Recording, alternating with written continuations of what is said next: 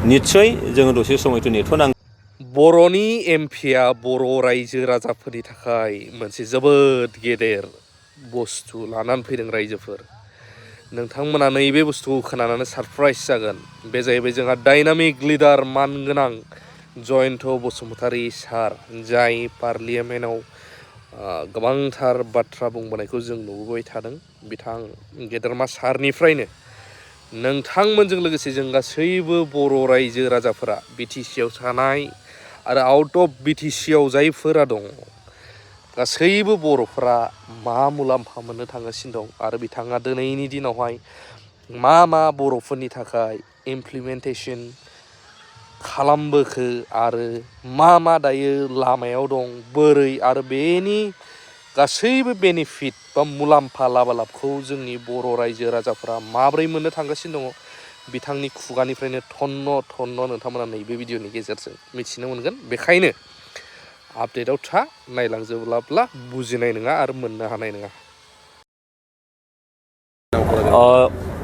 माने ट्रेन लाखिनाय लाखियै बे जिनिसा जोंनि क'क्राझारल' नङा बा आसामल' नङा।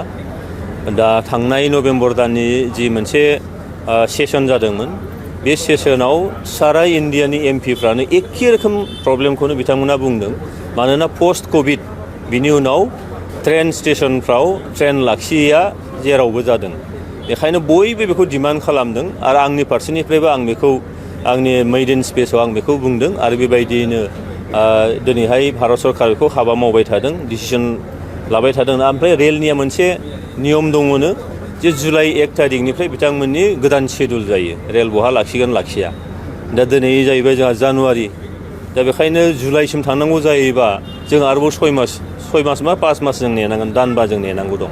दा बिनि गेजेराव जों इनसिस्ट खालामबाय थादों जे जोंनि ट्रेनफ्रा बोरै लाखिजायो लाखिजाया। बेनि अनगायैबो गोबां जायगायाव जोंहा आर'बि नांगौ, गोबां जायगायाव बे जोङो गसाइगावनि श्रीरामपुरनिफ्राय लानानै जोङो ओरैहाय क'क्राझार समस्ति बा आसामावनो गोबां आर'बि नांगौ। खिन्थु आंनि समस्तिनि सिंनिखौ, क'क्राझारनि सिंनिखौ बहा नांगौ बेखौ आं अलरेडि लिरनानै होबाय। ट्रेन स्टेसना बहा मा ट्रेना लाखिनांगौ, बहा गोदानै लाखिबावनांगौ, बेखौ आङो लकेल जोंनि सानसुमैफोरजों सावरायलायनानैनो बिथांमोननि मेम'रेन्डामनि गेजेरजोंनो बेखौ कालेक्ट खालामनानै अलरेडि गासैखौबो डिटेल्स आङो लिरनानै होबाय मिनिस्टार बिथांनो।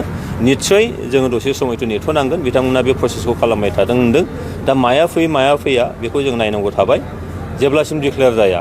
दा आङो निस्सय बिनि सायाव आरोबाव गोथौयै हाबनानै जोंनिया हाबखोना हाबदिया, सिगांनिया आरो गोदानै मा होनो नागिरदों, बे बुस्थुखौबो निस्सय खबर लाबाय थागोन आरो बेबायदि जोङो जोंनि मोननांगौखौ जों बिनानै लागोन। माने ट्रेन लाखिनाय लाखियै बे जिनिसा जोंनि क'क्राझारल' नङा बा आसामल' नङा। दा थांनाय नभेम्बर दाननि जि मोनसे सेसन जादोंमोन, बे